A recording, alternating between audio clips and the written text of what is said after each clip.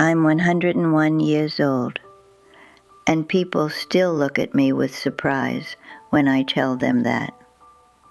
Some of them laugh softly, some shake their heads in disbelief, and some ask me the same question every single time. How are you still so active at this age?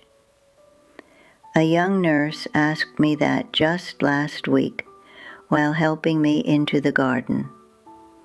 She looked at my hands, the wrinkles on my face, the slow but steady way I walk, and she said, "Grandma, most people your age can barely move. What's your secret?" I smiled at her and said something very simple. Age is just a number, dear. People think that reaching 100 means life is over, that the body stops working, that joy disappears, that you're just waiting for the end. But I wake up every morning excited for the day. I still cook my own breakfast. I still water my plants. I still take slow walks in the sunlight. And most importantly, I still feel alive. Of course, my body isn't the same as when I was 40. My knees complain sometimes. My back reminds me that I've lived a long life. But the truth is this: growing old doesn't mean you stop living. Most people age faster, not because of the years, but because they stop doing the small things that keep life moving. Over my 101 years, I discovered 5 simple things that helped me stay healthy, calm, and happy, even in old age. They are not expensive. They are not complicated, and anyone can start them today. The first thing I do every single day is move my body, even when I don't feel like it. Now, when I say exercise, don't imagine a gym or lifting heavy weights. At 101, my exercise looks very different. Every morning after waking up, I sit on the edge of my bed and slowly stretch my arms and legs. Then I stand up carefully and walk around the house. Later in the day, I go outside and take a short walk in the garden. Some days it's 10 minutes, some days 20, but I never skip it. Movement is life. When people stop moving, the body starts shutting down, piece by piece. I saw it happen to many of my friends. They retired, sat in front of the television all day, and within a few years, their bodies became weak. But the body is like an old machine. If you keep it running gently, it keeps working. You don't need to run marathons. Just walk, stretch, move your hands, bend your knees, and let the blood flow.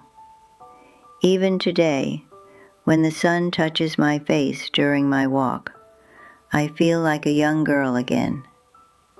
The second thing that kept me alive this long is something most people ignore: simple food. When I was young, we didn't have fancy diets or expensive health supplements. We ate simple meals: fresh vegetables from the garden, eggs from the chickens, seasonal fruits, and warm homemade food. Even now at 101, my meals are very simple. In the morning, I usually eat eggs or oatmeal with fruit. For lunch, vegetables and a small portion of rice or bread. At night, something light like soup. I rarely eat heavy fried foods or too much sugar.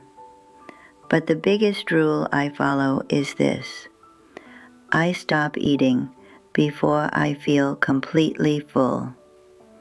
My grandmother taught me that when I was a child. She used to say, "Leave a little space in your stomach, and your body will thank you." People today eat until they feel stuffed, tired, and sleepy. But eating a little less keeps the body light and energetic. At my age, digestion is slower, so I listen carefully to my body.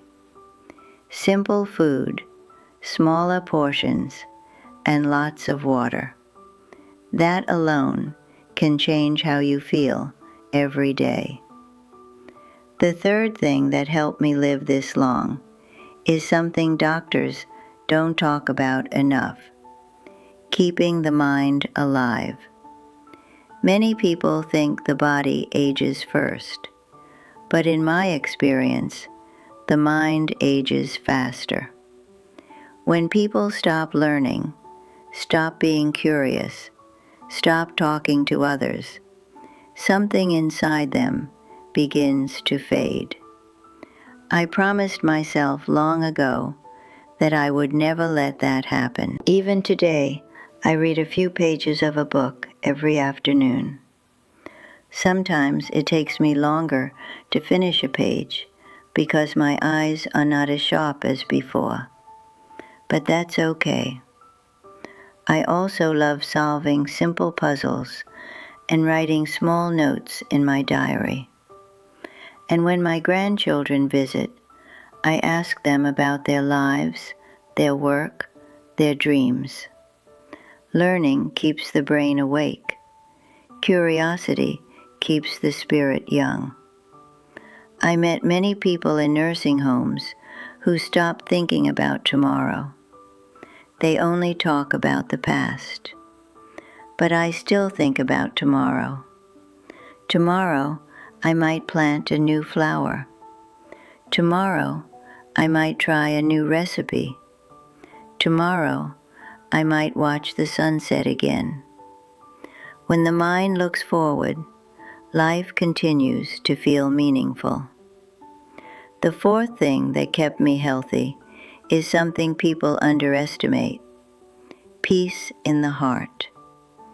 Over 101 years, I have seen many difficult things. I lived through war. I lost friends. I buried my husband many years ago. Pain is part of life. No one escapes it. But one thing I learned is that holding anger and bitterness only poisons your own heart. When someone hurt me in the past, I tried my best to forgive and move forward. Not because they deserved it, but because I deserved peace. Stress and anger slowly destroy the body. You can see it on people's faces. But peace, gratitude, and patience soften the years. Every night before sleeping, I close my eyes and quietly thank life for one simple thing from that day. Maybe it was a good conversation. Maybe it was the taste of fresh fruit. Maybe it was the warm sunlight on my skin.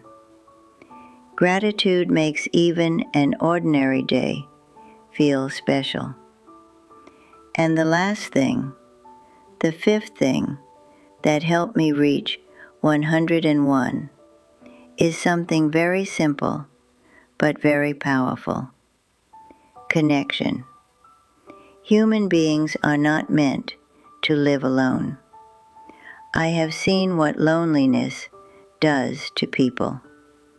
It ages them faster than sickness. That is why I always try to stay connected with others. I talk to my neighbors. I call my grandchildren. I smile at strangers during my walks. Even small conversations keep the heart warm. At my age, many of my old friends are gone. Sometimes that makes me feel a little sad. But I remind myself that life is still happening around me. Children are laughing in the streets. Birds are singing in the trees. People are living their stories. And I am still part of that world. These 5 small habits carried me through more than a century of life. Move your body. Eat simple food. Keep your mind curious. Protect your peace. And stay connected to people. None of these things require money or special talent. They only require consistency. When people meet me and ask how I reached 101, they expect a magical secret.